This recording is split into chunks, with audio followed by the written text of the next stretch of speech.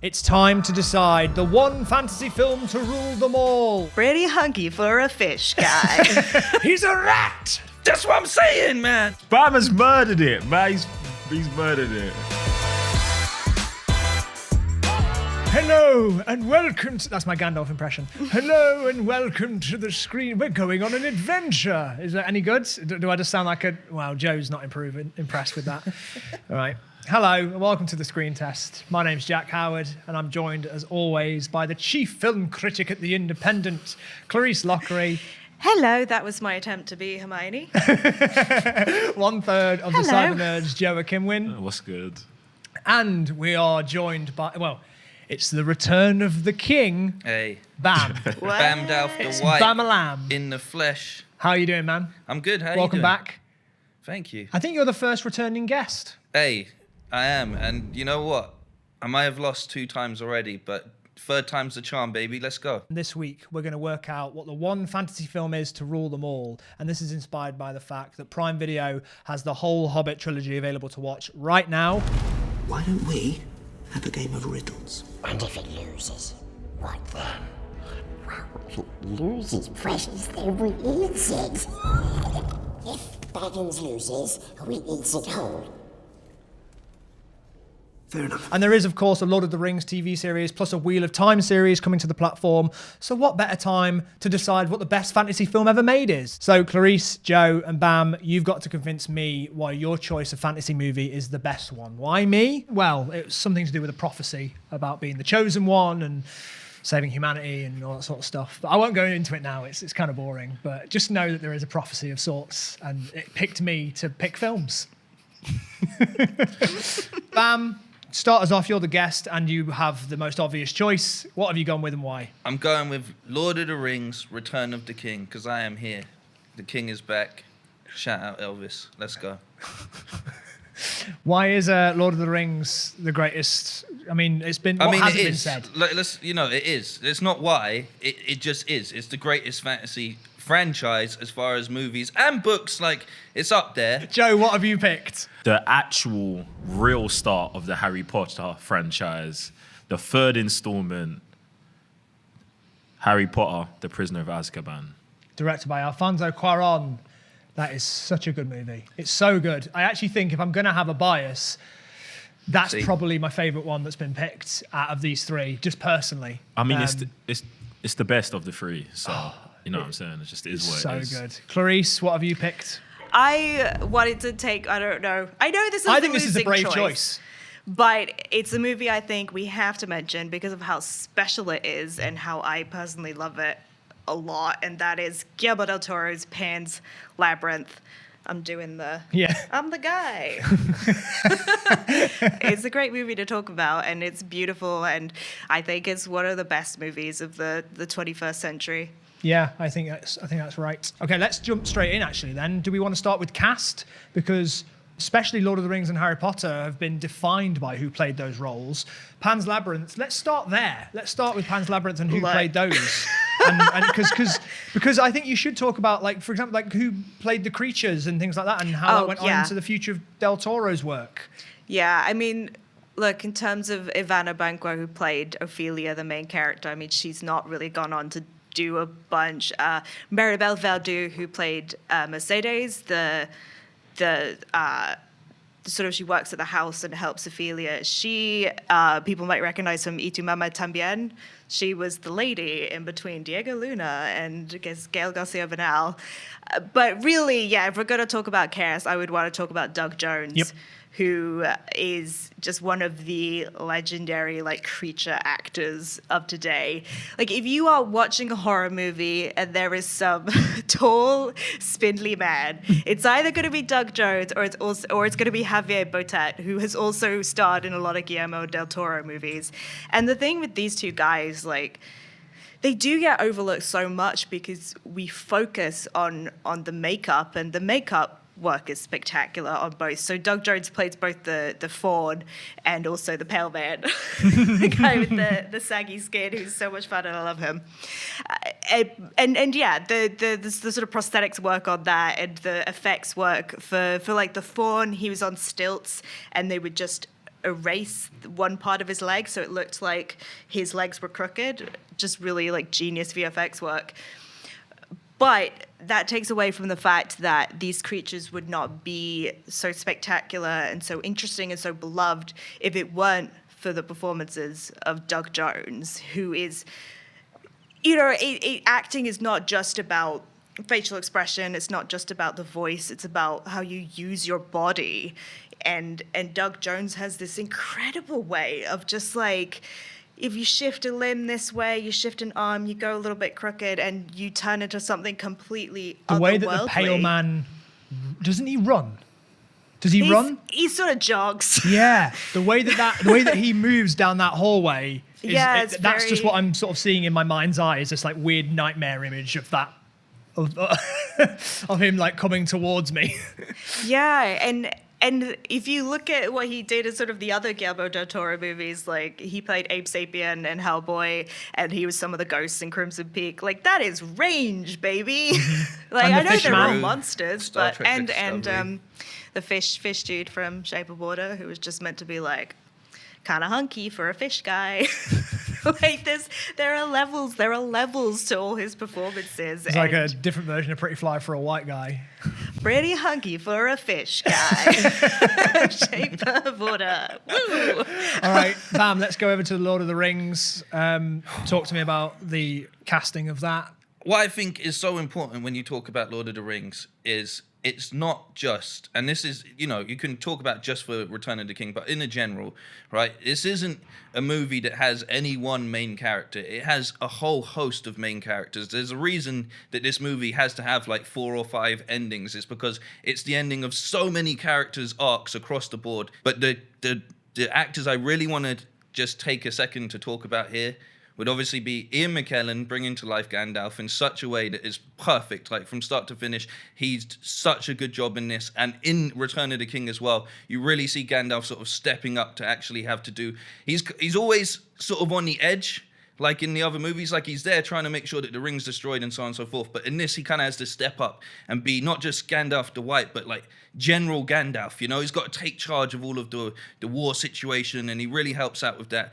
And then moving forward, you've got like Elijah Wood and Sean Astin playing Sam and Frodo, which again, like their dynamic as friends throughout this entire thing, but the way it all comes together in this movie is just, not only is it like a great commentary on like male masculinity and having a best friend and all of that. Like they convey such an array of emotions throughout this movie, and it's so important to actually carrying the movie as a whole because their journey is the core element of this. But at the same time, everyone's got their own thing going on outside, and it works so perfectly. But when you have that friendship dynamic being pulled apart by Andy Serkis's portrayal of Smeagol or Gollum thrown in there as well, like those 3 actors in this movie work so well. What was done in Harry Potter, especially in this movie, I think has never been done and may never be done again, where 2 movies have come out with child actors pretty much, and in the 3rd installment, they get a director who everyone would believe at the time has got no right to be directing this movie,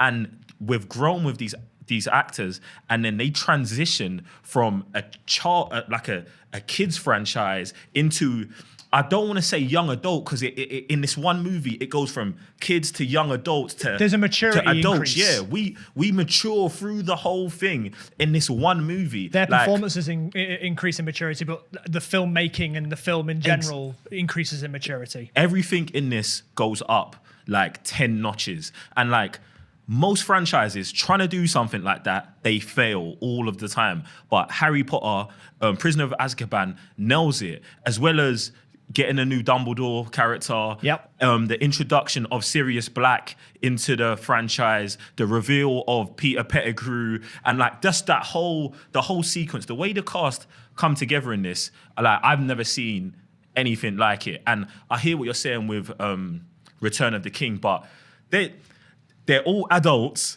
and they've just done 3 mega movies together, not an hour and a half comedy flicks. Like they've been on that project for a long time, and these are kids maturing. But that's the same with Harry Potter at that point in time. They're both third movies. And they spent a lot of time developing their characters. But the level of maturity of the actors we're dealing with is not there, and you can't even compare that. Yeah, that's a great point. I'm going to give you a bonus point for that. So that to me, that feat that they do, to me, is unparalleled. It's unmatched. Yeah, and then you've also got people like Alan Rickman.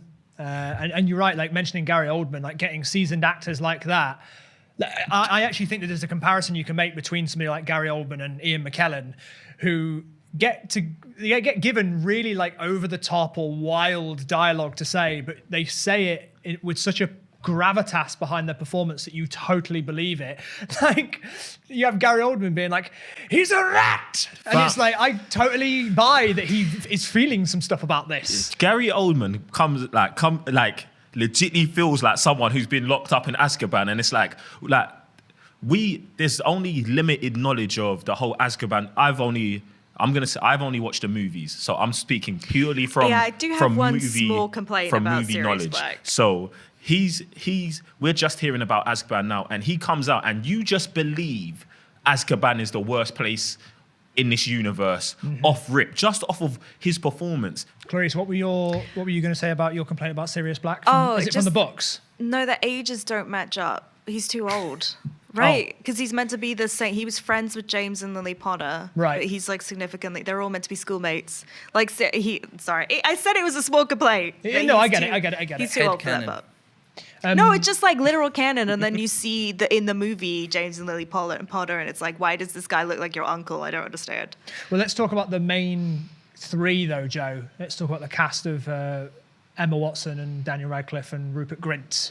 I feel like they're great in this movie, and like I said, their performance is just a performance that has been growing together, and I feel like in this movie, it's legitly like they're a superhero team that works well together, even though they're all going through their own personal little battles. Like Hermione's living two lives at the same time. Harry's dealing with being excluded from everything what's going on for whatever reason, and Ron's just out here running around with Peter Pettigrew thinking that everything's all right when he's carrying the villain of the whole movie for the whole time. I love what the three of them do in this, and I feel like this is where, for me personally, I grew a connection to those three characters and was like, I need to see where this is going and how this progresses. I think that every single one of these has got an incredible cast.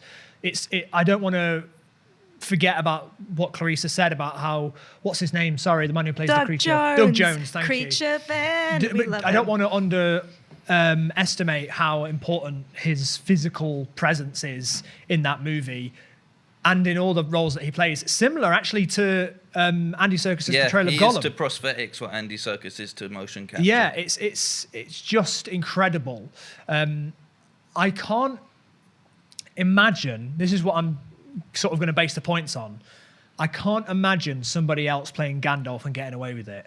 But I can kind of imagine them redoing Harry Potter. I'm going to give 3 points to Bam, obviously, in Lord of the Rings. I'm going to give 2 points to Joe for Harry Potter, but you got a bonus point as well. Thank you. And then I'm going to give 1 point to Clarisse and Pan's Labyrinth. We all know that the performances aren't the... I also don't think it's important... hang on. I also want to say I don't think it's entirely fair for me to judge the performances in this movie because I don't understand the language. So I actually, you know what I mean? Like I can't actually hear how like authentic those performances are. They're just amazing, really authentic and amazing. They are incredible, and the little girl, you know, is better than any of the actors the child actors in Harry Potter. That is true. She's so she good. Could easily just wipe the floor with Yeah. them, And which is not a diss on the villain. those three. He is awful. He is. I hate him so much. They do such a good job of making you hate him. And that actor, I think Sergi Lopez, was kind of just like a melodrama guy. Like he was not known for serious performances, and no one wanted Guillermo to cast him. But he had faith in him, and he is, terrifying in that role. So at the end of the first round, Lord of the Rings has 3 points, Harry Potter has 3 points, and Pan's Labyrinth has 1 point. But I will not let that remain that way. It's not going to be It's fine. Lord of the Rings wiping the floor. It's I'm not fine. allowing that to happen. That's not interesting. It's not what we're here for. Hey, look, I just deserve a win at this point in time. There's no other way to put it. Please, can I just have this episode? All right, Bam, let's go to you first with memorable scene. Is Or it scene scenes. or You can talk about scenes? many. I mean, just pick one of the 16 endings. I swear, if you don't pick the one I'm thinking of right Okay, now. here we go. The opening scene with Smeagol Hobbit. That was a great way to open up the movie. Like, instantly, you're like, what's going on here? You get to see a bit into his past. It's really insightful. Plus, it's very, very colourful, which is a great background contrast into the way the rest of the movie goes. When Gandalf and Pippin are about to go and meet Denethor, and Gandalf's all like, don't mention Aragorn. And he's like, well, actually, don't mention Frodo. Or his dead son. Actually, better off, don't even speak, which is just a great, it's a good portrayal because I love seeing Ian McKellen brings a sort of charm to the role, not just overall, serious acting and bringing it to life, but he brings the humour to life, which is really, really good as well. Then you've got the death of Faramir, which is really, really well done because you've got, Pippin singing, you've got the contrast of the dude eating the food while, Faramir, who's been basically told, I wish it was you that had died and not your brother, and he goes off into battle and dies anyway, which is just, great metaphorically, great done visually, plus Pippin singing a little song, which I really thought was adorable. I was like, damn, this guy's got a good set of lungs on him. Bam, speaking of a good set of lungs, you can breathe. You're Hey, not against the clock. we haven't stopped. Enjoy this. I know it's a long movie, but you can talk about this. We haven't stopped. We got the giant spider in the cage. We got the part where the Witch King's like, there's no man that can kill me. And then Erwin's like, I am no man, because she's a woman, and stabs him and he dies. Feminism. It's the flipping of the helmet off. Yeah, And then she goes, with both hands. And he with a little broken his shoulder. helmet crushes in on him and everything, and it's just a great visual yet again. You got the whole battle, which what really works about this movie is throughout the most of Lord of the Rings, right? They've got this excellent sort of total war simulator level of battles that looks great and still looks great today. I mean, they did change the way that sort of scale of cinema was shot and choreographed, and it changed things. Yeah, 100%. And what you see with this one is they actually have the balls to go and do it in daytime. A lot of the time when you see CGI effects in general, especially mass effects or even smaller effects, they like to use dark lighting because it's a lot easier to bring that believability in it by bringing down the lights and such. You see it in loads of horror movies, so on and so forth. But what's really good about the battles in this is a lot of them are actually at daytime, so you're still seeing all of these incredible effects, but you're not seeing them hidden at all, and they still look just as good. Orlando so then you Bloom have the sliding battle. down. You've got the big trunk. swooping panning shots. You've got the giant elephant that Legolas is like, I think I could probably take down one of these on my own. I think I could and surf he does. And then Ghibli's like, that only counts as one. Yeah, exactly. You've got when You're just Gim- describing the whole film. No, I can't believe you've not said the best What's your thing. these are favourite scene, memorable Clarisse? scenes. I still got some. These are all great Still scenes. getting, come on. You've got Is he Gim- is he chronologically getting to it, or is he past it? No, he's not at it yet. Yeah, I'm almost there. I know what you want to hear.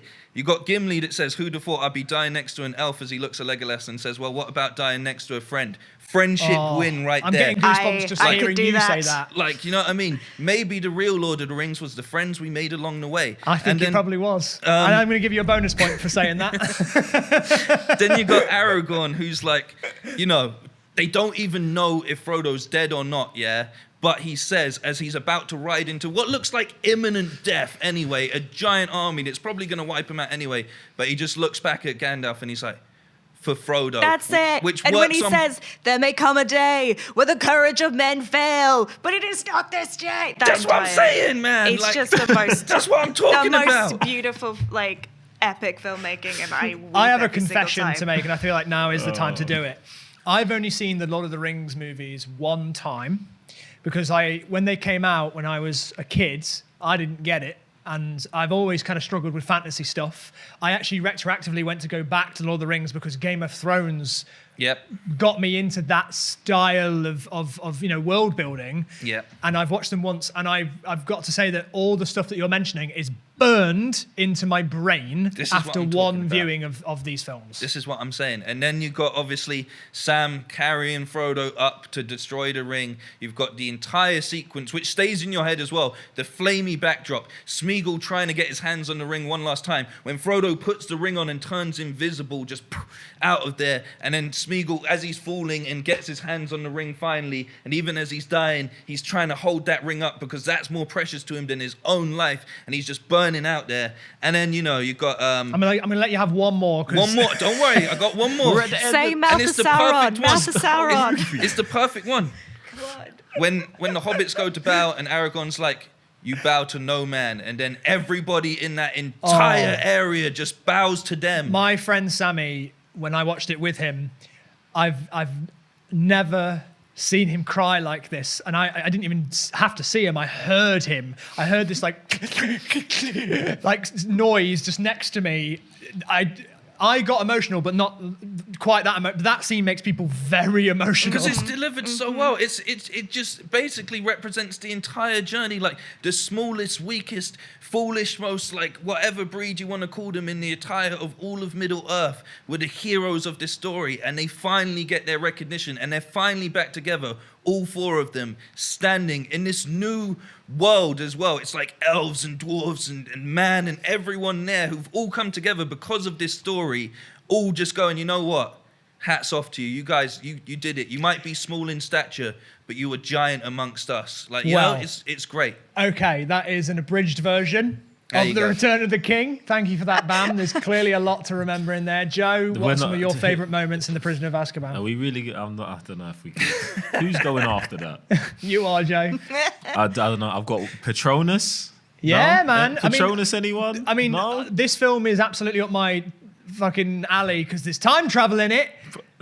No? You And know it's my what favourite type of time Man travel. has murdered it. Man, he's my murdered favorite it. scene in that movie is when Hermione punches Draco in the Oh, face. what a punch it is.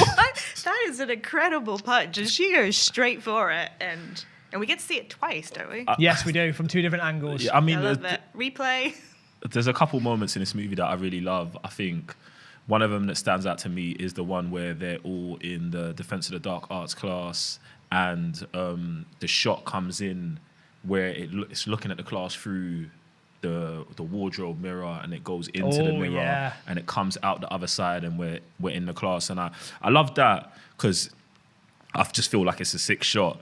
That's it. Quaron is a master of photography. Yeah, I think he even used, like, he kind of practiced his single take shot stuff on this before doing Children of Men. Yeah, He was like, I'm just going to use this as a playground. Yeah, and there's so much of that, and I feel like that type of filmmaking and what he does really brings Hogwarts to life in a way we've never seen it. Like, anytime we go anywhere in Hogwarts, it's like we're actually walking there, we're actually traveling there, and it kind of ends up laying out the whole geography of what leads to what in Hogwarts, and that plays out later in the movie when we're time traveling and we're seeing them go, but we're really behind them. Like, we know exactly where they're heading to, and I feel like that's sick. Yeah, that's an underappreciated thing, because if I'm thinking about the layout of Hogwarts, that's the one I think of. I think about The Prisoner of Azkaban, like where Hogwarts is in relation to like Hagrid's hut, in relation to the forest, and I kind of can see that in my head based on the way that Quaron designed it. And what's even mad about that is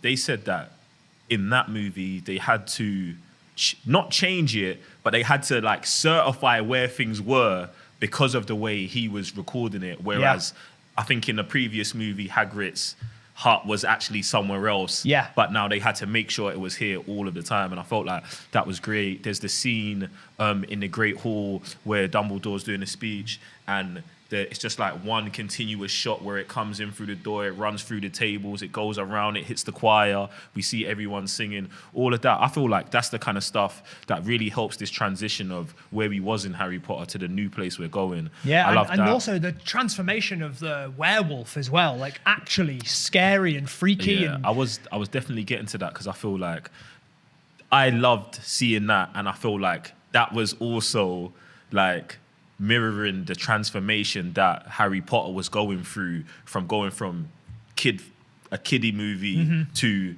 this is for everyone now, this is for adults, we can get into this. And they really go into that transformation. He does the thing again where he goes into the eye of I can't remember the character's name. He goes into Remus the Lupin. Professor Lupin's Yeah. eye. it goes in as Lupin and he comes out and it's transformed as a werewolf. And I just feel like stuff like that I never at that time expected to see in Harry Potter. And then he brought it to life in such a way. So I feel like those scenes, the filmmaking, the directing on that stuff is top tier. A thing that just came into my head is Emma Thompson's incredible performance. My boy, you have the grin. She's doing such hammy acting, but makes it feel so real.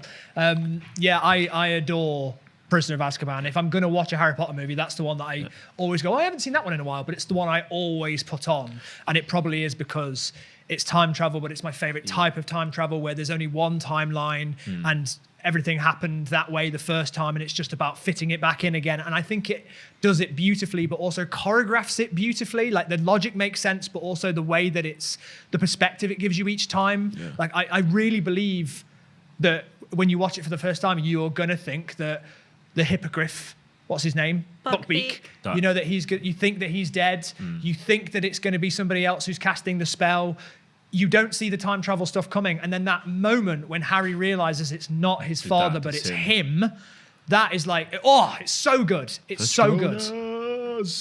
Yeah. And I love I think another one of my favorite bits is the fact that it feels like it's all been thought out before, because you get to the very end when they see Dumbledore and they're all like, thanks for helping us, Dumbledore. And he's like, what the fuck are you talking about? Yeah. Bye. Closes the door. Just that little like wink. And it's so clever because it makes the whole storyline feel like it's just a perfect little plan that Dumbledore had. And it gives them this extra, like that is magic. Like that is pure magic, is everything just working out nicely because Dumbledore made a suggestion. I think it's got a similar feeling. This is a wild comparison, but in terms of the experience I remember having, because I remember seeing that film when I was a kid. I don't remember how old I was when it came out, but coming out and being just excited about cinema, like just being like, that's why I love films. And I had the exact same experience when I watched Arrival, because there's that reveal in the film when you find out, oh, you've been hiding from me, that this is about time, this entire, that my assumptions have been completely subverted because of how well you've laid out this movie. And Quaron, I think, is the one to thank for that. Clarisse, let's talk about... I mean, that's the best scene. I love it because of just how creepy it is. I don't know if it'd be more interesting to talk about less about particular scenes, but about like the thematic through line of Pan's Labyrinth, because really it is about, there's kind of a triangle of things going on where you have Ophelia's the fantasy and the nature and the faun. You have the Franco's fascist Spain, and you have the brutal violence of that. I think one scene that really always stands out to me is when he beats the guy with the bottle. And he smashes the guy's face. And the story of that is that Guillermo Del Toro, when he was a child, was in a street fight and actually saw his friend get beaten with a bottle. And the thing that he always remembered is that the bottle didn't break. And so to translate that into this scene of like absolute horror, but it's such a, Guillermo del Toro is so good with violence. I know that sounds really weird, but he's so good at creating this balance between, that scene is sort of it's like, it's so over the top violent and gory, but there is something grounded to it. And so you feel kind of torn between something that is so awful that it feels like it can't exist on this planet, and also the idea of, oh well, this is real though, like this is a real part of the texture of fascist Spain. And so you have that, you have the fantasy, and then you also have the rebel side, the resistance fighters. And what I've always really liked about Pan's Labyrinth is the way that Ophelia and Mercedes' storylines kind of run parallel to each other, because the assumption people always want to make is that, well, Ophelia's just imagining everything. It's not actually happening. It's just all her sort of way of processing desire to escape from the trauma. And Guillermo del Toro said, hey, look, everyone's got their own interpretation and I support that, but hey, it's real. Right, it's real because of certain elements like there's a point where she gets to the dead end in the labyrinth and it opens up and she managed to escape. That couldn't be possible in real life. There's a flower that blooms at the end magically. Do you subscribe to that then? Because I don't often care whether or not the author of something has decided to say what it is. If somebody has a different interpretation of it, of the art, I'm fine with that. I never think that just because the person who made it says that it is something doesn't mean that it has to be that way. Exactly, and I think it is completely open to interpretation. I tend to lean towards the it's real narrative because I like that parallel thing of these two women who are finding different forms of rebellion. And for Ophelia as the child, the innocence is the rebellion. Because obviously the fantasy world, the fairies, everything about that, it's childlike, it's innocent, and that's how she fights back against this very rigorous, masculine, adult world around her. And then you have Mercedes, who... her character's so great because she's working for the fascist general, captain, and she tells her brother at one point, God, I feel like a coward. I feel like a coward because I'm serving this guy food every day and doing his laundry. But she finds these very small but significant acts of rebellion to do throughout the story. And so I just always see those two characters being twinned. And do you think that changes how you view the very end scene of the film? Because there's something very, very bittersweet about it because I tend to interpret it as a fantasy, and it's like a sad reveal that it was all this dreamlike thing. Do you find it creates a happier ending or less of a bittersweet ending that she actually makes it to the land where she gets crowned a princess? Yeah, that's what happens, isn't it? She gets crowned princess. She gets crowned a princess, but I think you also have to look at what's happening in the real world. Yep. Is that they burn down they win. The rebels win, and they manage to confront the captain at the end and rescue the son as well, the baby boy. Mm-hmm. So yeah, I think it is a happy ending. I think even I don't know because it's a victorious ending, and there's hope at the end. And I think that's the most important part of the movie.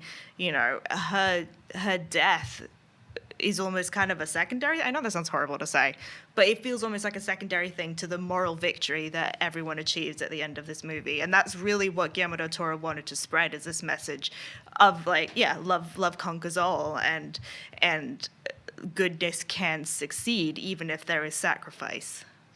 I'm going to give a bonus point for love conquers all, but I'm going to give Pan's Labyrinth the single point, but you get 2 points. That's fine. For that. Yeah, it is. Yeah. And then it's going to go top points, obviously, to Lord of the Rings, because you basically recited the whole movie, and I was like, yep. But they're all memorable scenes. So they are, yeah. And you also got the bonus point for the friends we make along the way. And Joe, you get 2 points for The Prisoner of Azkaban. It is one of my favorite childhood films, so I recognize it the way that Bam told the story of Lord of the Rings. That's what Prisoner of Azkaban is for me. It's all memorable, and maybe the first film I saw that dealt with time travel. I think I saw it before I saw Back to the Future. I think it maybe awoken something in me that led to me Who doesn't loving Tenet. yeah, I was about to say. I can't get through anything without mentioning that I like Tenet. So right now, Pan's Labyrinth is unfortunately on 3 points. The Prisoner of Azkaban is on 5 points. And at the top, Return of the King is on 7 points, which leads us to the third round, which is cultural impact. Clarisse, I would like to start with you, because Guillermo Del Toro not only influenced your movie, but also the 2 other films. He had something to do with them as well. Like he's the granddaddy of fantasy, Guillermo Del Toro, because he has been asked to do every single fantasy franchise. He was asked to do The Hobbit, and he was going to do it, and then it didn't work out. He was asked to do Chronicles of Narnia, and he said, nah, I want to do Pan's Labyrinth. And he was asked to do Prisoner of Azkaban, and I can't remember why something happened, and he didn't do it. And Alfonso Cuarón was then offered it, and Alfonso was going to say, this is stupid, it's a kid's book, I'm not going to do Harry Potter. And Guillermo Del Toro, indie art director, cornered him and was like, and he kept calling him flaco, which is skinny, like, you skinny arrogant bastard. You are going to go to a bookshop right now. You're going to buy the Harry Potter books. You are going to read every single one, and then you're going to do Prisoner of Azkaban. And thank God for Guillermo Del Toro. Yeah, so really, Prisoner of Azkaban would not exist without Guillermo Del Toro. There's some cultural impact. So that's a fun fact. I'm going to give you a bonus point for Guillermo Del Toro's influence on all of fantasy. He's just everywhere all the time, and then he keeps not making these movies and going off to make a robot or a lady having sex with a fish movie. Yeah, he's got a range. That's why we love him. What about Pan's Labyrinth in general? Do you think it's had a cultural impact on the rest of cinema in any way? Or do you think that's a quieter impact that it's had? I mean, definitely not compared to Lord of the Rings and Harry Potter. What do you mean? Like, no. I think if we can talk about cultural impact, it came at a really interesting time when I think Hollywood was starting to pay more attention to international cinema. Really, in terms of like, because I think it's coming around. It kind of came around at the same time as like Crouching Tiger and Hidden Dragon, this sort of early 2000s recognition. It was definitely the first film I remember my friends telling me that you had to watch it with subtitles, and I was like, ugh. Yeah, I feel like it was for a lot of people our age. It was the first, one of the first movies in a foreign language that a lot of people watched, and I think it sort of.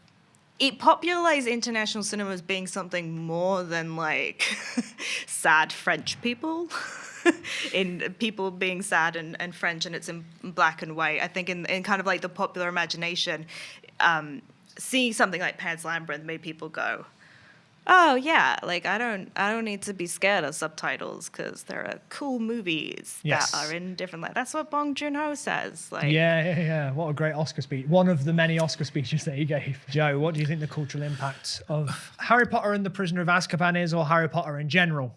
Much like you said, Jack, I'm not hugely into this type of magic fantasy, but Harry Potter opened a door to me to be into stuff like WandaVision now.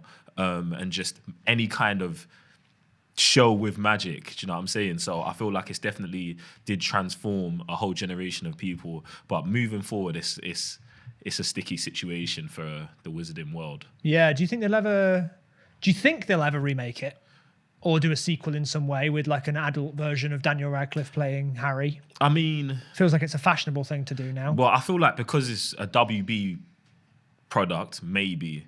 But they definitely shouldn't. They should just leave it where it's at. Maybe finish I'll be happy for them to finish the Fantastic Beast, and I'm hoping that the third Fantastic Beast movie takes the same change that the third Harry Potter movie does. I know it would be hard to do and the circumstances are different, but that's really what I want to see, because I don't really like the first two Fantastic Beast movies. So the first one I thought was a struggle.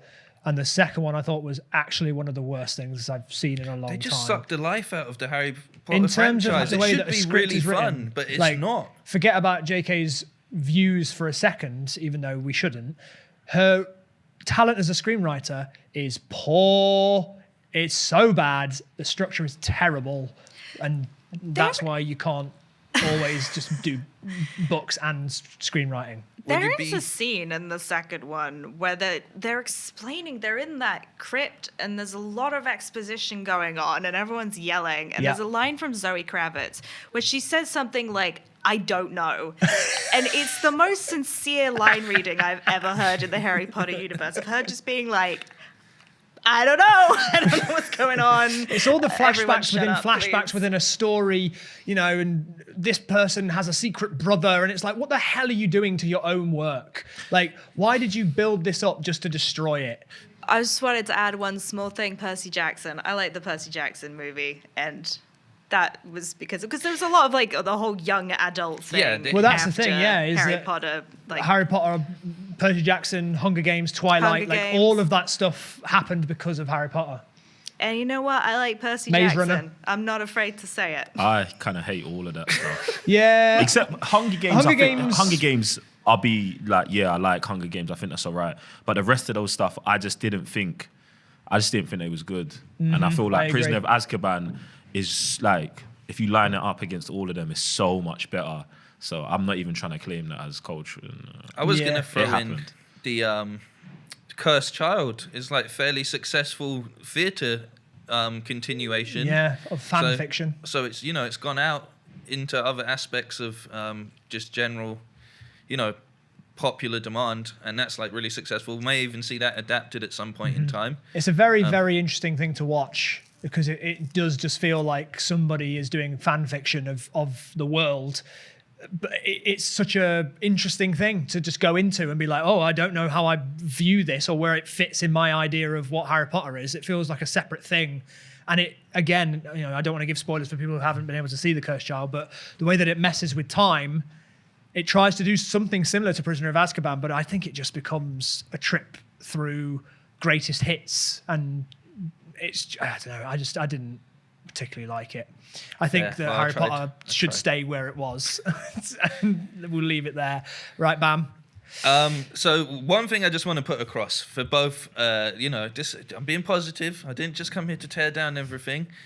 The success of Lord of the Rings and Harry Potter as movies has meant that we've seen Elijah Wood and Daniel Radcliffe use that money to go out and make crazy, wild, like take on projects that they want to do, not for a paycheck because they're sorted for life, but they can do whatever they want. And I think that's a very, very good merit to both of the franchises. Not that you need it, Bam. Bonus point for that. That is great. You know what I mean? Like, you wouldn't have, like, I don't know if anyone's seen Miracle Workers, but it's one of, like, the first season of Miracle Workers is so hilarious, where it's just Daniel Radcliffe playing an angel with Steve Buscemi as God, and he has to try and make people's miracles happen, and he just can't because he works in an office that's, like, got 70s computers and such, and he can't do anything to actually direct influence people. Like, projects like that would never have happened if he didn't get such success at this point in time. What's the one where he plays a corpse? Swiss Army Man. Yeah. And the fart acting is spectacular. Like, so, you know, it's had a great knock-on for certain actors' careers. You know, again, Pirates of the Caribbean, Orlando Bloom being seen as a sort of like hunky Legolas moved on to being in Pirates of the Caribbean. There's been a lot of general positivity pushing forward for actors in it. But overall, what I think as far as like a cultural thing goes for Lord of the Rings, in cinema, I think in the same way that you sort of said, like, you know, Harry Potter got you into the sort of magical like element again, Joe. But what I think Lord of the Rings done is it really reinvigorated this sort of genre that is like, you know, this, it's a tale as old as time, the sort of elves and dwarves and all of that. Like, they've always been around in history and stuff, but it really pushed it back to the forefront. I don't think you'd have things like Game of Thrones being adapted later down the line if you didn't have such a massive success with Lord of the Rings at its point in time. And then, you know, motion capture like really showed us with Andy Serkis's performance, like in that, and the believability with that as well, really pushed motion capture forward so far. The time that they put into this, the effort that they put into making this movie really just showed everyone what you can do when you're serious about a project and you've got the right type of backing to do it and you take the time to do it. And I think it's just had such a great knock-on effect for, you know, arguably, I wanted to say a movie like Endgame for this would be considered fantasy, because you mentioned with like Harry Potter how like they're kind of like these superheroes or whatever. It's the same type of genre really. Like, the only reason comic book movies are called comic book movies is because they come from comic books, but ultimately they are fantasy. Like, these, it's just a big take on fantasy, and so it really does have this effect. Again, like, talking about big battle simulators, you wouldn't have Infinity War type shots if you didn't have something like Lord of the Rings pushing it forward, you know? So it had a massive, as far as culture goes, I'd say Harry Potter had the biggest effect on like pop culture as far as fandom goes, but in the cinematic world, Lord of the Rings pushed things forward by, you know, years to come, and they broke some boundaries and really executed it. You can watch it today and it still looks as good. Yeah. Everything holds up. Okay, so the points for that round, I'm going to give top marks to The Return of the King. So that means you got 11 points with the bonus point as well for saying that the Harry Potter actors and the Lord of the Rings actors can now go and do interesting projects because of its existence. Not only did Lord of the Rings obviously influence things by being Lord of the Rings, but also the actors in it were able to go and do what they want. And you've got 11 points now, which is the same amount of Oscars that The Return of the King got. Hey, it was meant to be. And then I'm going to give 2 points to Harry Potter, because you can't deny the influence that it had on cinema. And then 1 point to Pan's Labyrinth, but you got a bonus point for saying that Guillermo Del Toro influenced basically the fantasy genre and has been asked to do everything. Bullied Prisoner of Azkaban into existence. That's great. So at the moment, 11 points for Return of the King, 5 points for Pan's Labyrinth, and 7 points for The Prisoner of Azkaban. Okay, so now we're into the final round, which is the IMDb round. So what order do you think the films are going to end up in? What's top, what's bottom? I am going to say be controversial. And I'm going to say Return of the King, then Pan's Labyrinth, then Prisoner of Azkaban. Okay, I anybody disagree? agree. You agree? Yeah. Bam, what do you think? I feel like Prisoner Azkaban stands out for a lot of fans and of the franchise. So I'm going to put that second. But other than that, I'm going to keep the order. All right, let's find out. Alexa, what's the IMDb rating for Lord of the Rings Return of the King? Return of the King has an IMDb rating of 8.9 out of 10. 8.9. Not, I was expecting it to have a 9. Yeah. That's still going to be tough to beat. That's very high. Yeah, it's quite high. Alexa, tell me the IMDb rating for Pan's Labyrinth. Pan's Labyrinth has an IMDb rating of 8.2 out of 10. Not too shabby. 8.2. Can Harry Potter and the Prisoner of Azkaban go higher than an 8.2? Do you believe that it can? I think I'm I hoping don't for an know. 8.3. Okay, here we go. Alexa, tell me the IMDb rating for Harry Potter and the Prisoner of Azkaban. The Prisoner of Azkaban has an IMDb rating of 7.9 out of 10. Really? Close, which means that Lord of the Rings is at the top with 8.9, Pan's Labyrinth with 8.2, and Harry Potter and the Prisoner of Azkaban with 7.9, which means that the end points are as follows. Return of the King has 14 points. That's the highest I think that anything has scored on this show. Don't quote me on that, but it seems pretty friggin' high. And then Prisoner of Azkaban with 8 points and Pan's Labyrinth with 7 points. We knew it was going to end up this way, but wow, it steamrolled everything. Bam. Looks like meat's back on the menu, boys. How do they know what meat is? How do they know what a menu is? I don't. It doesn't matter. It was a good soundbite. Hey, Pause. they have orc restaurants in the Tower of Sauron, probably. So Bam. Wait, Yeah. hang on. You're too keen. I want it now. All right, fine. Take it. Come You on. can have the Screen Test Award. Look at that. I've returned redemption. I Return lost of the 2 King. times for this, but I said the third time's the charm. They don't make these sayings up out of nothing, you know. There it is. Oh, I smashed the mic. But you know what? I'm over the moon, and I'll be honest, Jack. Go on.